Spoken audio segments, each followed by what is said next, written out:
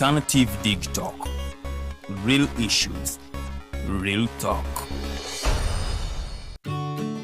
Hey Teddy, have you noticed how little attention science and health issues get in the media? Totally, Edgar, yet science information is very important. Yeah, for sure. That's why the Health Journalists Network is here. How can they help? They are a group of journalists dedicated to advancing public understanding of healthcare issues through impactful reporting on health and science. Oh, really? Yes, they meet up every month with scientists and researchers, policymakers, and activists at the science media cafes. They then relay what they discuss to the public. Does that benefit us? Oh yes, very much so. This helps with health and science literacy for a healthy Ugandan society. Okay. I love getting informed about science and health issues. Health information makes all the difference between life and death. I'll look them up and engage them. That's great. They are based all over the country. Oh, okay. That's interesting, and they should be making real impact. They are empowering health communities through journalism. Journalists can save lives just like doctors.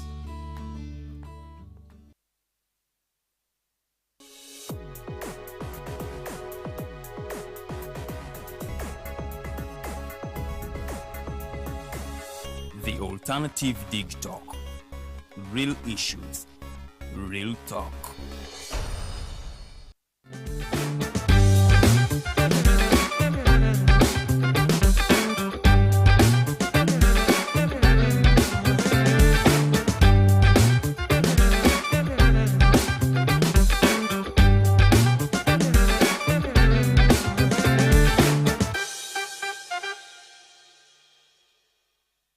It's a good evening to you all our viewers. My name is Tumuhimbise, and our Face of the Nation show streams live on all our social media handles. That's the Alternative Dig Talk and on Facebook, and also Alternative Dig Talk on YouTube. As we always pledge to you, we bring to you senior citizens who share with us their expertise when it comes to human rights, rule of law, governance, to mention but a few. We are glad today that we have a senior advocate of High Court by the names of Counsel Dan Wandera Ogalo. Counsel Ogalo was a CA representative of Bukoli South in Wajiri district in 1993 as Uganda made its constitution. Some people have had issues with the 1995 constitution, but of course he will substantiate on whether or not they erred both in law, in fact, and in history. Counsel Ogalo, say hello to our viewers, and then we shall proceed, sir. Good afternoon, viewers. Glad to be here and to have something to share with the Norman here. Thank you, sir. Counsel Ogalo, Face the Nation is our show every Friday at 5 p.m. Some people have had issues with the CA delegates, saying that most likely there were so many errors that were made in the constitution that you made. And they mentioned that you gave the president a lot of powers as the delegates. What is your take on that? Yes, I've heard about this accusation of view that the president in Uganda is too powerful, and that it was a mistake of the Constituent Assembly to make a very powerful president who then makes it difficult to have good governance. I do not personally think so, because the Constituent Assembly was alive to creating a very powerful president. We had already had that problem in the past of having very powerful presidents controlling everything. So the Constituent Assembly sought to put in place mechanisms which would check the presidential power. Whether it has worked is a different matter. But examples of control of the president or his power, or ministerial appointments, judicial appointments, commission appointments, are subject to approval Parliament. by Parliament. That was intended to share appointment powers between the President and Parliament. So the President does not have absolute power in the appointments of all these big offices. Electoral Commission, Human Rights Commission, all of them. He shares the power. That was supposed to control him by having somebody else share power with him. Whether Parliament does its work properly in receiving these appointments is a different thing.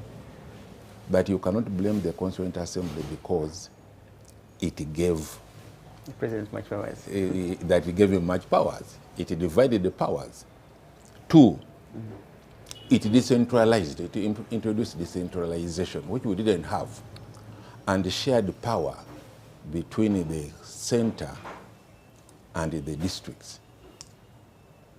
In the Constitution, a lot of power was initially given Central government. to central government, and then later on divided with the devolution of power, so that certain things the President would not have power over in the local government. So you remember that even the appointment of cows was originally a matter for the districts.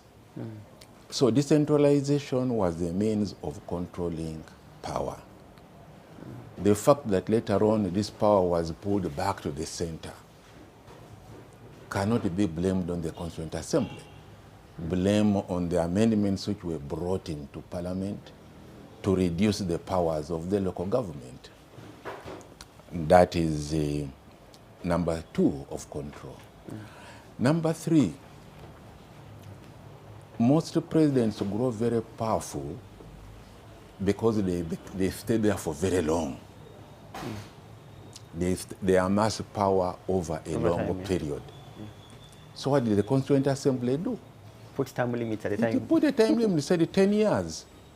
And the age limit as well. But by the time the president is beginning now in the 7th, 8th year to amass power, it has ended. Yeah. So there was no error in the Constituent Assembly. On to that very concerned counsel, you see, you have already preempted me to even ask you what would have been my third also question. But this is to say you put the term limit and age limit. People still choose you and others. Why didn't you entrench those articles? They are right. On that one, I'll concede. Okay. On that one, I'll concede. But try to give some justification. But I concede. But I'll begin with the justification. Yeah. We didn't think that anybody would think about that. We didn't, frankly. There was so much goodwill in the country. Yeah. There was so much trust in the leadership of President Museveni. Nobody dreamt that he would amend the Constitution.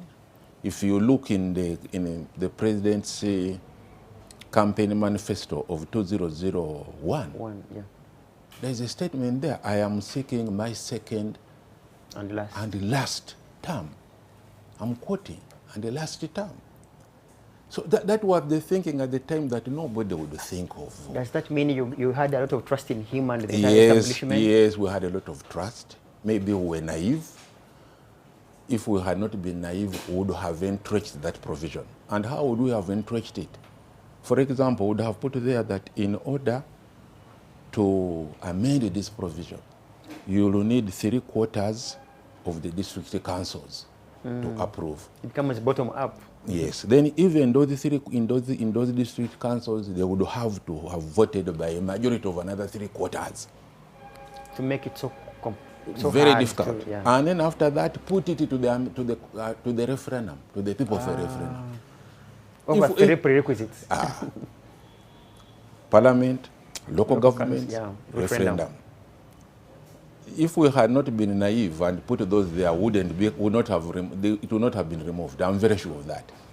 Nobody would think of trying to surpass those obstacles. So going back to the Constitution now that you participated in the making, it's kind of hypothetical, but of course I would throw it to you being an advocate. If you had an opportunity to be the Ogalo of 1993, would you still hold the same views about the constitution that you made then? No. Substantiate. I would not. What would you change? First of all, there were there were some very, what I would call very polarizing provisions. Like? Where we split, like a form of governance. I think we did not do justice to form of government, and we were very split. And many of us may have misunderstood the concept of federalism. Which people still accuse you for having, of having thrown it away and Yes, adopted what it was. Yes, because you see, a federal system is also another way of curtailing power, of the central power. We thought that decentralization would substitute for federalism. But looking back now, I think we made a mistake. Does that mean that if you were in position to go back to 1993, you would now vote for or rather support the federal system vis-a-vis decentralization? No question about it. No question about it. I would have definitely voted for federalism if we went back to 1993. Now, we're looking at what has happened. Looking at it with hindsight, I see things which a federal system would have saved us from. So really, that is one. Number two, the other mistake we made was to tie down the political parties, to refuse political parties until years later, 2005. Until 2005. Now, what does that mean? That for all that period, political parties could not develop, could not grow. So many of the weaknesses you see in today's political parties is a result of not they having had time to grow. But and not that only alone, but also the fact that there has always been hostility to political parties in this country. 1969, we banned them and imprisoned the President General of DP. 1971, the same. He came and said, now even you, UPC, all of you go. Follow the other one. Follow the other one. After the fall of Amini in 1979, we were told, umbrella, forget political parties. So they briefly came back in 1980. Then in 1986, President Museveni comes, he bans them. So the political parties have not been able to grow. That is why we see to them as being very weak. We have been hostile to them. And because of, and then in the Constituent Assembly, we made it worse by constitution, by constitutionalizing the movement system. So that is an area which if I went back, I would do. At the time, were you in support that you banned the political parties? At the time, I supported the movement system. What was your justification? My justification at that time was that the country was very divided. That we had come out of a war in the 70s. You wanted a unifying factor. We wanted a unifying movement, factor, literally. And so we reasoned the movement will be able to unify us, and then along the way, we'll be able to go back for political parties when we are unified. But what happened? How did the movement operate? We saw that it operated the same way. Like any other, like a political party? Like a movement, like a one-party system. So definitely, I'm among one of those who made mistakes in the Constituent Assembly in supporting the movement system of governance. Any other matter? We have now raised two. Federal, political parties, any other that you think could have been done better?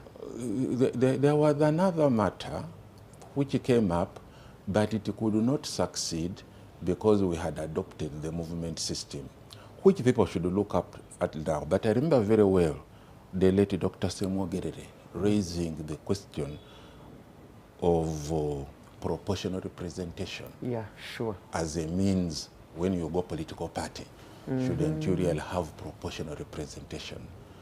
Kindly make it more understandable to our viewers. A proportional representation, to try and make it very easy, is that when you vote for political parties, not individuals as such. You vote political parties. And then depending on the strength of each political party, you divide the seats in parliament according to the number of votes each political party has got. Therefore, if for example, NRM gets 50% of the votes, they will then take half the seats in parliament. That way you have more representation. The weak political parties also have a representation with their ideas on the with same their table of the ideas country on, at yes. large. So you are in a position to listen to more divergent views than where you have this the winner takes it all. Winner takes it all. On to that very issue, Council. Some people still get confused, and maybe you will help us guide them. You have political parties in operation.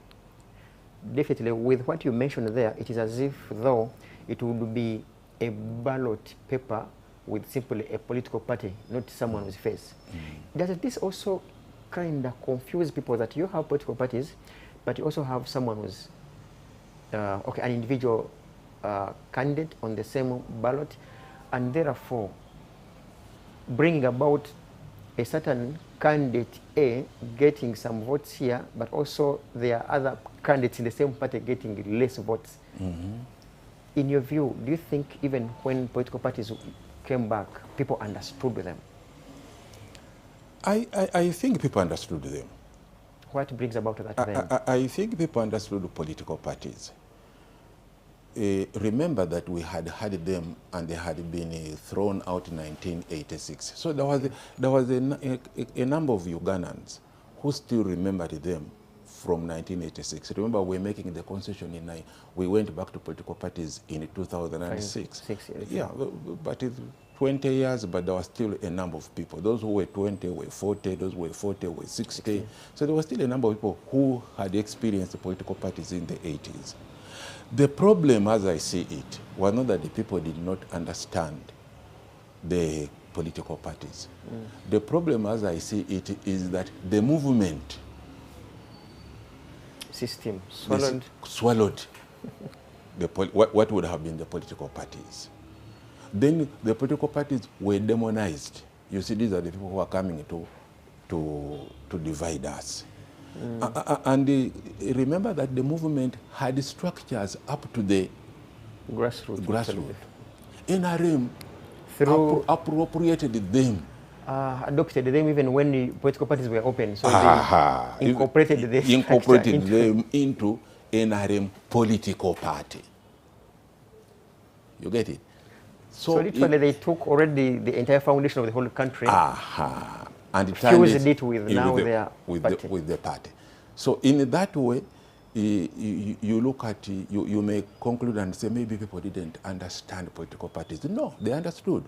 But the NRM deliberately took over the structures over the movement and then made them NRM, and therefore made it difficult for political parties to mobilize. Start from scratch.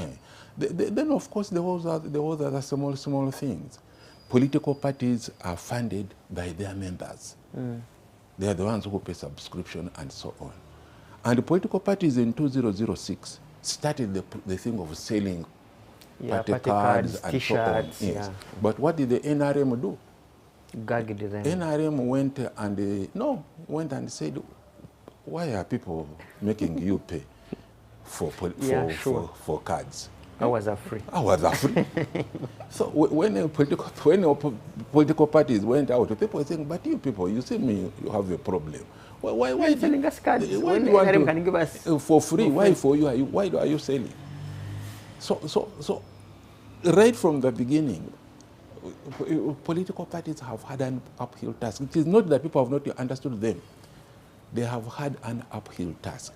And after one of these elections, I think it was 2016, after one election when the president said opposition parties will be no more in the next election.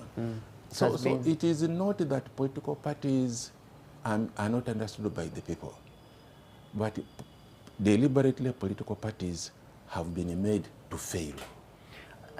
I have this for you, Council. Why I want you to substantiate onto that very message is that you will find in, let's say, Bukoli South constituency, it is possible that the president, Mr. Museveni, can get, let's say, 1,000 votes, for instance, as a presidential candidate of NRM. But in the same constituency, a parliamentary candidate of NRM gets like 500 votes. It takes us back. If someone is voting NRM as a political party, why would they vote Mr. Museveni on top and then fail an NRM candidate? Because, in my view, what happens there is that there are really many factors. You may find that in some places the president is doing better than the MP because the government structures, the resident district commissioner, RDCs, the DSOs, the police, they're all outside there campaigning for the president. So obviously you will find in those areas, it differs, it moves from place to place, you will find that the president will do better. The other reason is that it's about individuals. The individual merit thing. Individual merit thing is still stuck in people's minds. Yes. You talk of political parties, but they are saying, for me I prefer this person because of this and this and that. You look at Busoga, my region, in the 2020 elections. NUP swept the whole of it. NUP won, I think President Museveni won in only one. And yet when you come to parliamentarians, you find that they voted for NRM. NRM or MPs. So there are many factors. There is that individual merit. There is, of course, the fact that people have different issues with their MPs or with their candidates. And all that is because we are not campaigning on issues. Yeah, it's not issue-based campaign. It is never an issue-based campaign. So at the end of the day, you end up with that. We go back to the constitution. Those are three also errors. Which other error would you have corrected? I think now you tell me what you think. For me, I'll tell you what I think are errors. You tell me what you think. No, some people, again, it goes back to, you talked of the powers that you did your best to ensure that the president could not appoint any bigger, couldn't make any big appointments without the approval of parliament. Now that takes us back to the doctrine of separation of powers as a doctrine in itself. Do you think what you intended to achieve is achieved as we speak? No, definitely not. What do you... The doctrine of power, separation of powers, the doctrine of separation of powers, for viewers, to try and simplify it, is like a cooking pot. You put it on 3 stones in order to cook properly. These stones support the pot. The pot, right. If one stone is very high, it bends very high. Can even pour the food. Precisely. So these stones must be at equal level in order to balance the food and you cook it out. So these stones are the judiciary, executive, and the legislature. They are supposed to balance each other. None is supposed to be stronger than the other. That's how you will cook the food properly. What has happened now is that the executive has taken over the others. So you have a very bent pot with some of my fish beginning to seep out. Yes. So the doctrine of powers, the doctrine of separation of powers has not worked. The executive has had become too dominant, and the parliament has become too subservient But in order for us to have a proper democracy and for the things to work properly, they must be at the same level. When are those precedents that you, with your expertise, that you would mention with the proven record that this is when I saw that the presidency was taking the powers over the other two? The very first meeting, the very first sitting we had in the 6th Parliament, the first motion was, we had put in the constitution that the president can only appoint a maximum of 21 cabinet ministers. Yeah. The very first time we sat, there was a motion by government to allow the president to increase more. What did you do? We did so. People started seeing themselves as, if we potential, don't ministers, yeah, we would have some slots. We will have some slots. If they're only 21, I might not as be. Early as 6th Parliament. As early as 6th Parliament. So that's how. What did the populace do, or any other people, in regards to that? No. Some members, like Honorable Ben Wacha, opposed it there and then.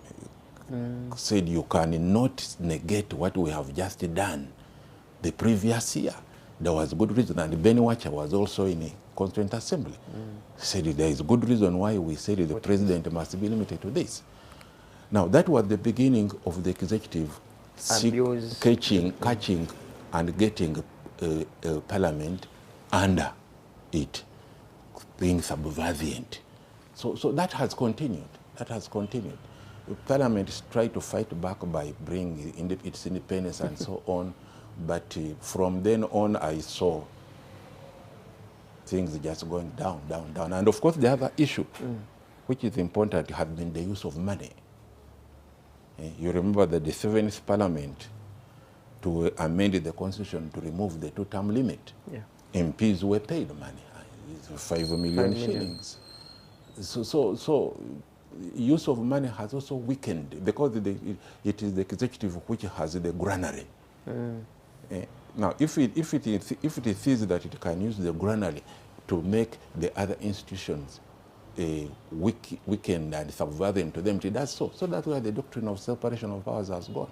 Would you attribute such, could we call it a weakness or otherwise, to the leadership of Parliament or otherwise? Because why? Let's talk about... We are weak. As human beings, we are weak. We can't run away from that. We have things we want, we have things we crave. So if you do not have if you don't have that strong character, you will cave. That's why people in the judiciary, in the legislature and the judiciary are seen as having caved to the executive. That's why the commissions, like Human Rights Commission, Electoral Commission, are seen not to be protecting human rights, but instead caving into the executive. How independent is the judiciary, where you serve literally, of course, as an officer of court? We have had some bit of precedents where Parliament has given in. How independent is the judiciary, where you serve as an officer of court? It is difficult to generalize. It's really difficult to generalize.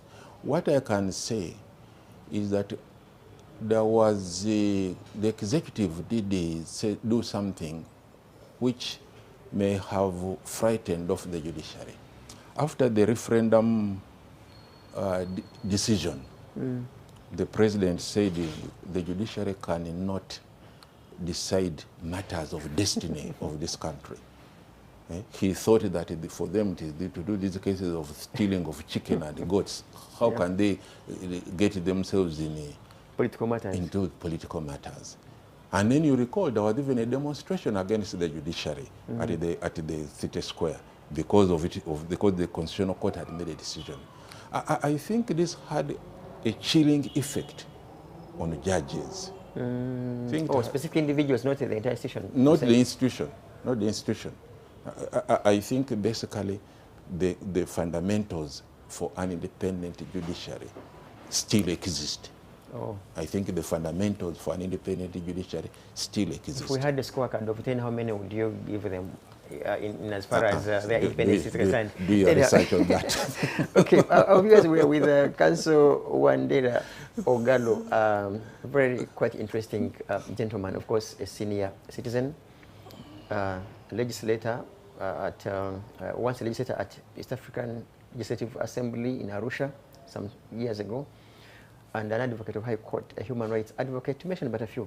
Counsel, I know you know that you put 10 years as your yardstick to make a constitutional review, let alone what happened.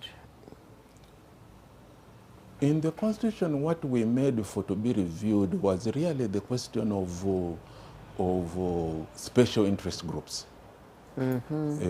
Women, youth, army, and so on. We wrote there that every 10 years would review that provision. Not as a whole, not the entire Constitution? No, it was on that. And the reason for that was that these special interest groups are with stopgap measure. They are not supposed to be permanent. We are supposed to go back to one man, one vote, or one woman, one vote.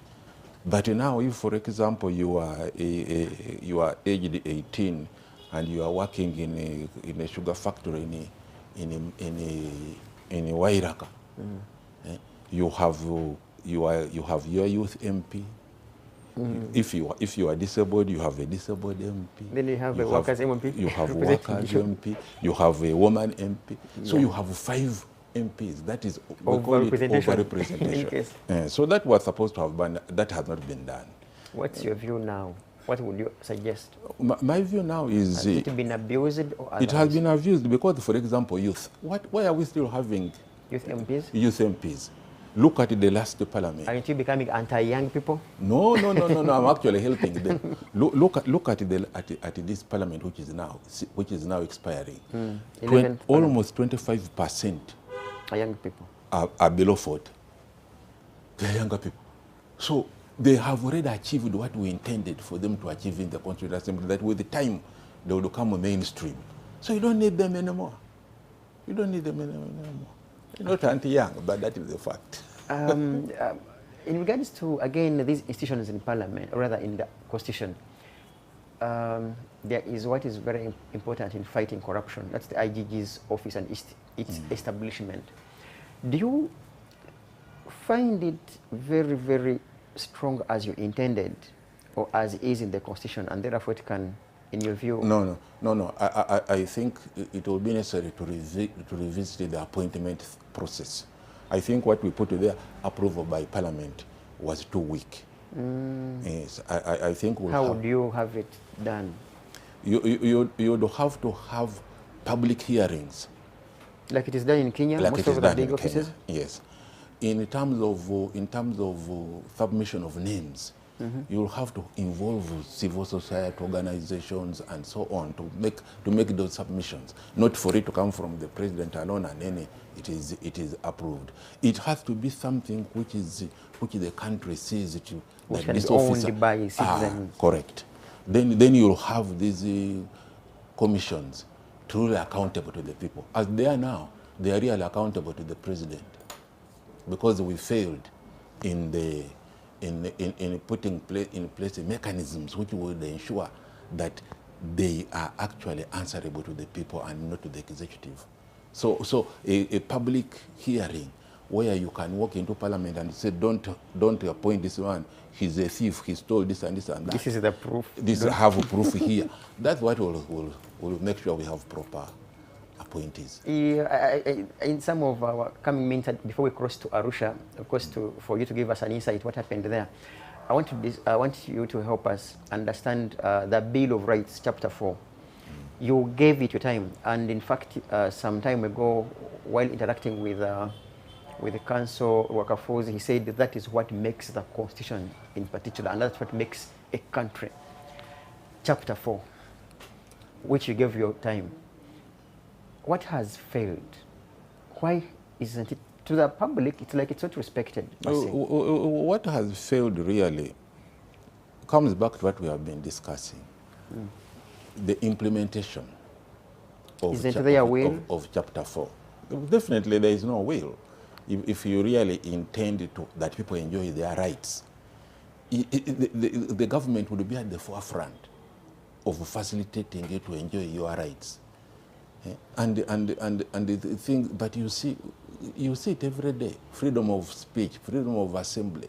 You see how police is going down on suppressing political parties when they want to meet and so on, assemble and so forth. So I think that there is a lack of political will to allow these rights, which are inborn. They don't belong to government, but government behaves as if they are the owners of human rights. They are not the owners. So until we have people who believe in human rights and that they are inherent and that people should enjoy them, you run into this kind of trouble. And you see, the human rights are actually which makes a society grow. People innovate. People innovate because of those human rights. Younger people, you're talking about younger people, they wanted to have, to do a lot of things, but they can't do because you've cut off the internet. What do you expect? You mentioned internet, but I'll reach there. Let me ask you something. I know you have been very key in terms of wanting to promote and or seek for amendments, especially with electoral laws. What do you think would be more suitable in this era in terms of electoral laws? I think electoral laws, you'd have to begin with the Electoral Commission. That's why it all rotates. If you don't get it right with the Electoral Commission, the rest is just, well, you're just moving in circles. So there is a need to put in place mechanisms which ensure that the Electoral Commission is actually independent. Without it being independent, we'll continue in this thing of claiming we are having elections when we are really not having elections. There is no way you can convince most Ugandans now that we actually have elections in this country. We do not. And the basic is to amend the Constitution to provide for mechanism of how we reach an independent electoral commission. That is important, and the method of appointment is critical. In Kenya, under the Kenyan Constitution, the president has almost no power over Electoral Commission, who is going to be appointed in the electoral commission. It is mainly between civil society organizations and the parliament. So even as the electoral commissioners are seated there in Kenya, they know the president has no hold over them. So until we have amendments which ensure a free and fair, an impartial electoral commission, we are moving in circles, and we are unlikely to have free and fair elections in this country, especially where the presidency is concerned. Okay. Good weeks ago, the NRM literally celebrated its 40 years in power. And also a week or so later, they celebrated 45 years of Tarehe Sita. Is this day in particular, even if we highlight 26th January 1986, 40 years later, do you think in your view it's worth celebrating with what took them to the bush? The 10-point program. I think if you are to do that, you have to measure why somebody went to the bush, or why somebody says he went to the bush. 10-point program. We go. Now you go to the 10-point program. Vote rigging. Look at them, and then you make a decision. You gauge. And juxtapose. You juxtapose what is happening today with the reasons in the 10-point program, and if you find that they have been achieved, then you must say. You are a senior advocate here, counsel, and a senior leader. What's your view? My view that it has failed. Completely? Not completely, but in certain areas definitely has failed. In an area, the main thing why we had people going to the bush to fight was that the elections were rigged, that they were not free and fair. How many Ugandans believe today that you have free and fair elections in this country? One of the things in the 10-point program is we want to bring back democracy. We want to end extrajudicial killings. You are taking younger people on the streets every day in drones. They are disappearing them. And you are telling me you wanted to end extrajudicial killing and the state terror. And you are doing this yourselves today, and you want to tell me that I should judge them as having been achieved? You talk of unity. Unity is there in the 10-point program. Very good points, by the way. Very good points, the 10-point program. Isn't our country united? I think it is even more divided than it was before. And unfortunately, it is something we must work on. The danger that I see now is the people starting to talk region, trying to talk tribal, things which had taken the back seat. Really, from 86, we were making progress in the area of unity. Now you say it's gone back. Now I see it sliding back. That is that initial thing we got. I don't see it. On to that very matter, rather, if someone asked you without any form of prejudice, what would be Uganda's problem? Okay, at least the three leading problems that we have in this country. You see, just where I have ended, for us to make progress, we must have unity. We must have. So one of our three problems is disunity. Disunity. You have that sense of belonging, then people will automatically embrace the programs which are coming, the workings of government. They will engage and so on. Where do you think our country is headed to in the next 5 years now that we know that the president-elect is from NRM? That means NRM in its form will have 45 years of governance. Well, I think we'll continue the way we have been doing. We'll continue with a parliament where members run to State House in Entebbe to discuss what they should do in the parliament.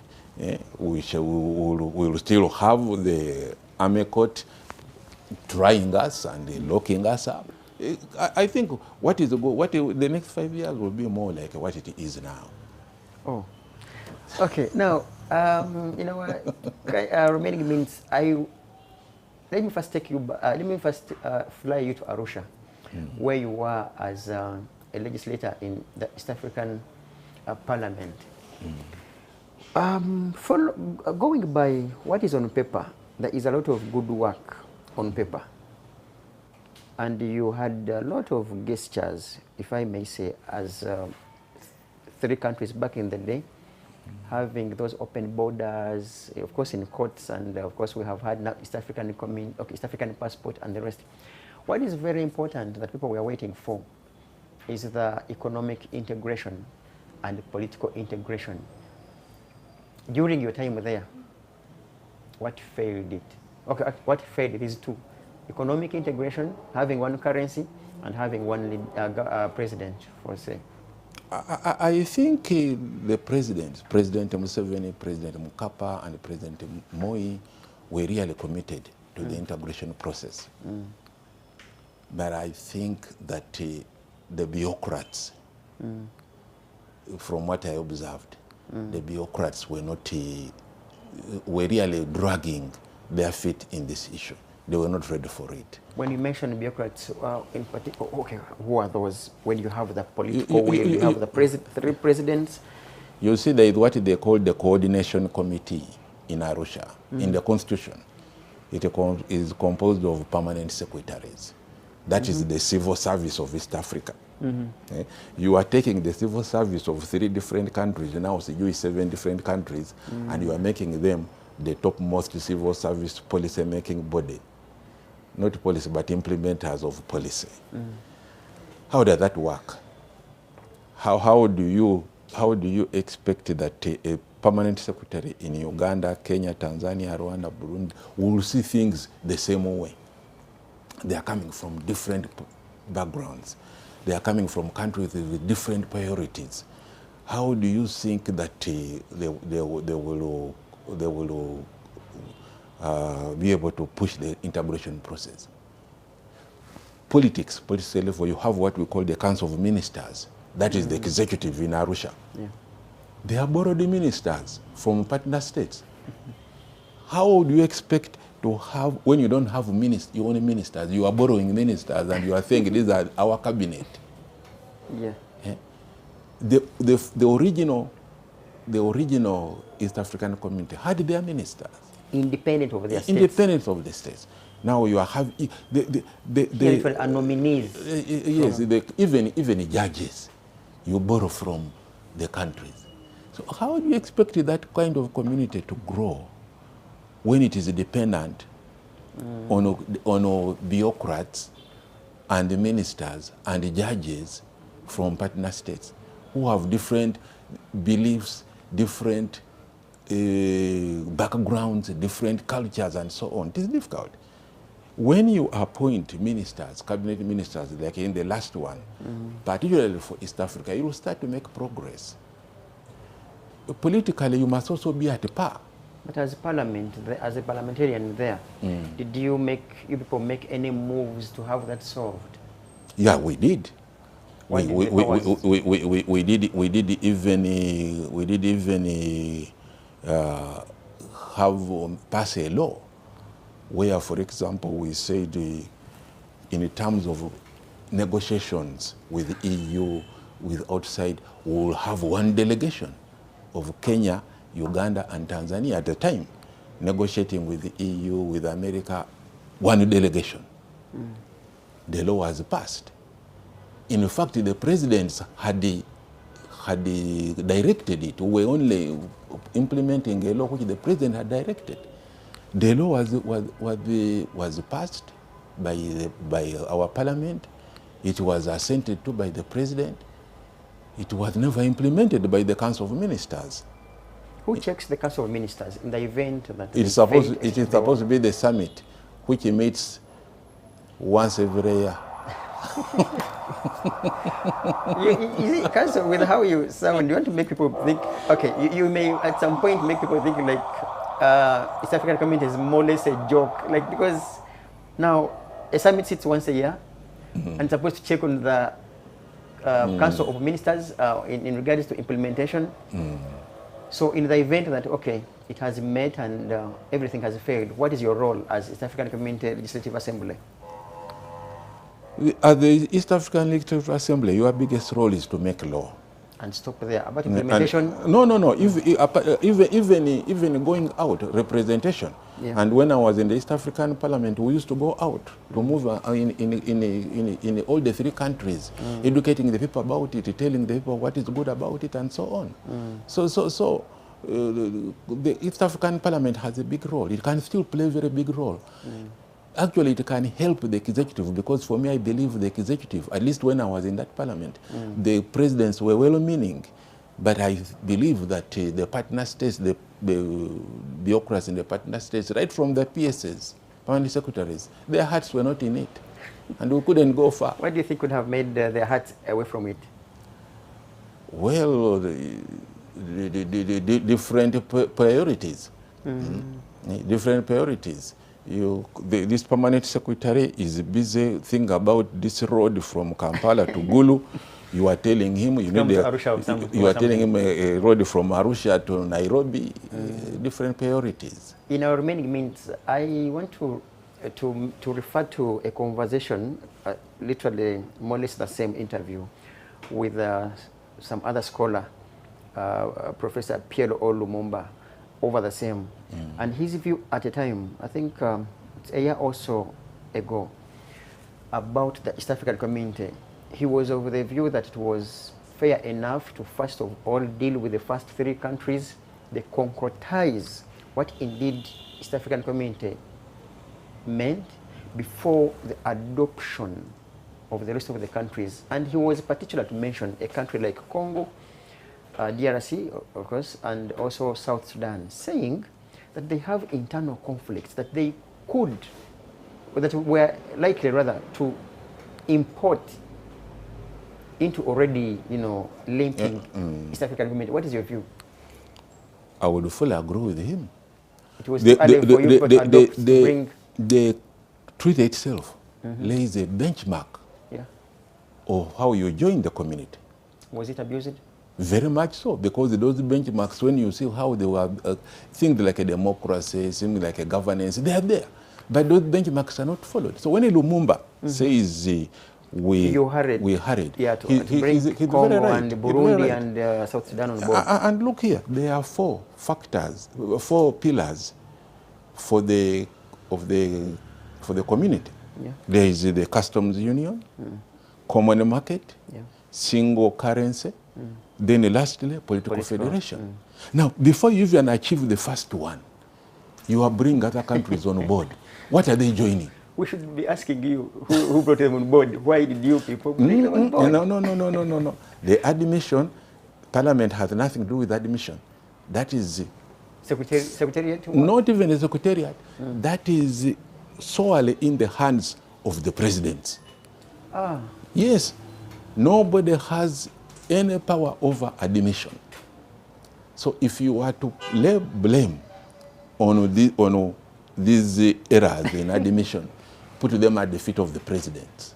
As a political scholar, what do you think would have convinced the presidents to admit the other countries? Personal beliefs that the bigger the community, the better for us. Those personal beliefs, I think, played a very big role. A huge market. If you have a huge market, you have people where to sell your things and so on. So I think that must have been what is operating those things. But in the process, they missed out. Because how do you admit a country at war? Maybe to help this very fighting country come at peace. Then go there and help them come at peace. Then they come. You're applying the doctrine of equity now. Come with clean hands. If you want justice. Yes. Help them. Okay. But you are bringing countries which are still at war against the provision of the treaty, which requires that you must really be at peace with yourself before you join the community. Okay. We are yet to close in a minute or so, and I want an honest answer from you, Council Wandera. Do you think Uganda can attain a peaceful transition? No. I don't want to miss it. No. Why? You ask me whether I think. Why do you think we don't have a peaceful transition? I think so because of what I'm observing. Remember that we have never had a peaceful transition since we got our independence. We always change our leaders through guns and bullets.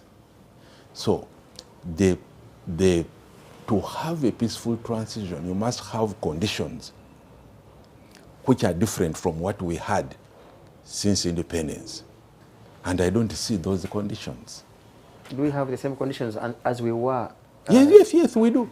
Yes, we do. We still have the same conditions where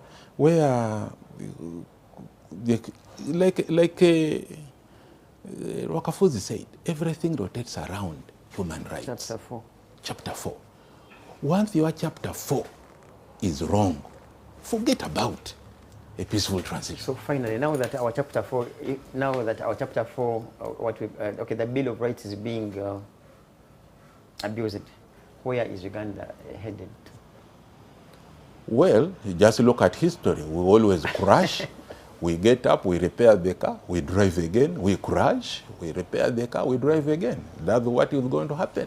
Aren't you becoming a sadist? No, I'm not a sadist. I'm telling you the truth. Or even an alarmist? No, not that. If you think I'm an alarmist, give me an example in the last 60 years when you have had a peaceful transition. You were here before you tell me. You read but with what I have read, we haven't had one. We are just prayerful that we have one. So if you've never had a peaceful transition, why do you think you'll have one this time? What is special? What is different today? which was not there in the past, which can now tell you will have a peaceful transition? Tell me just one. Then I say, yes, there is that possibility. Then you say, I'm being an alarmist. I will agree with you. The conditions and the circumstances which we saw around how we changed our governments still exist today. What's your view in regards to General Muhoozi's seemingly preparedness to succeed the father?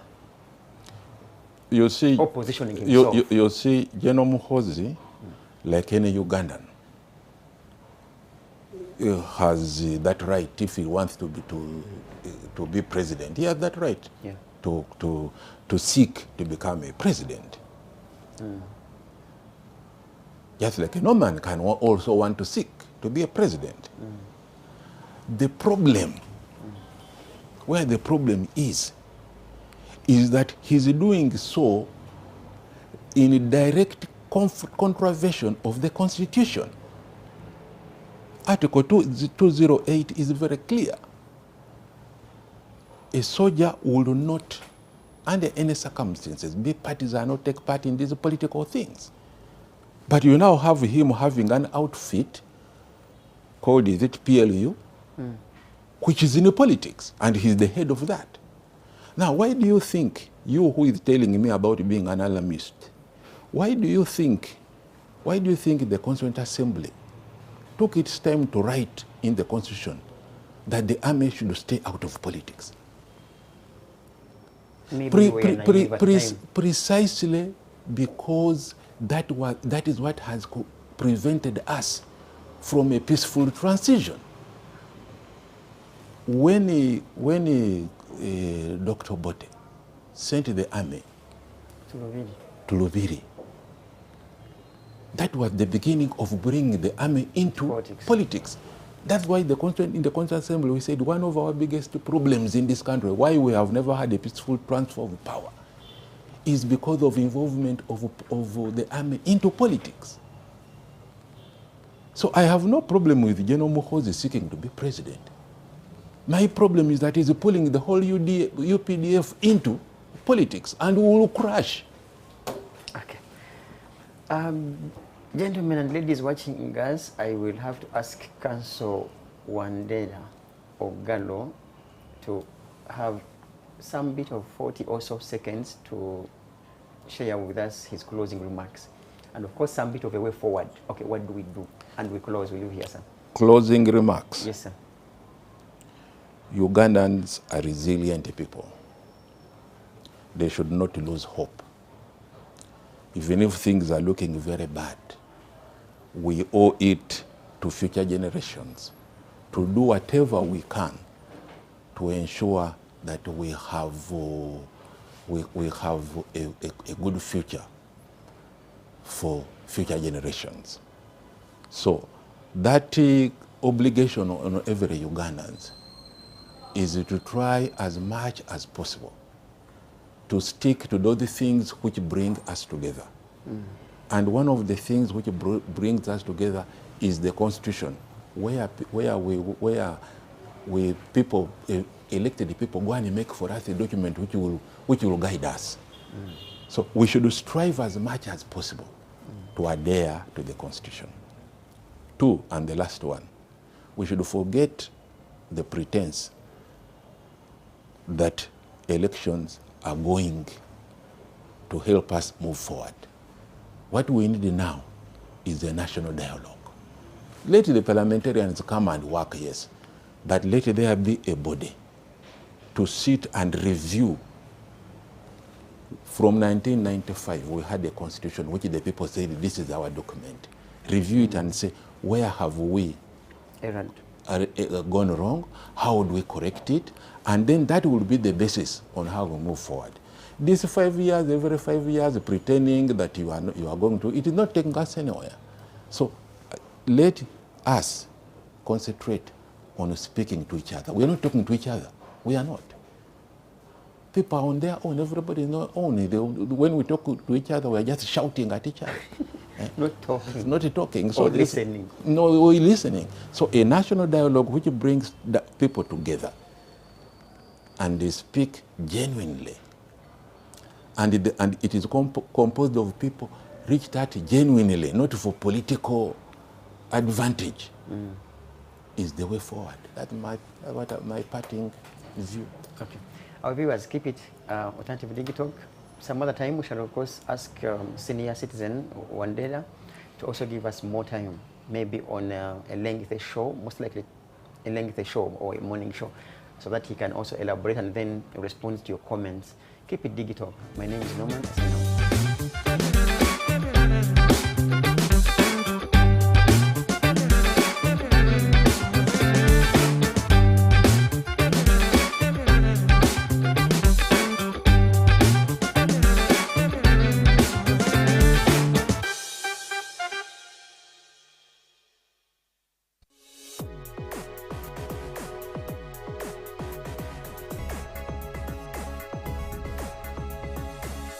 The Alternative Dig Talk. Real issues, real talk.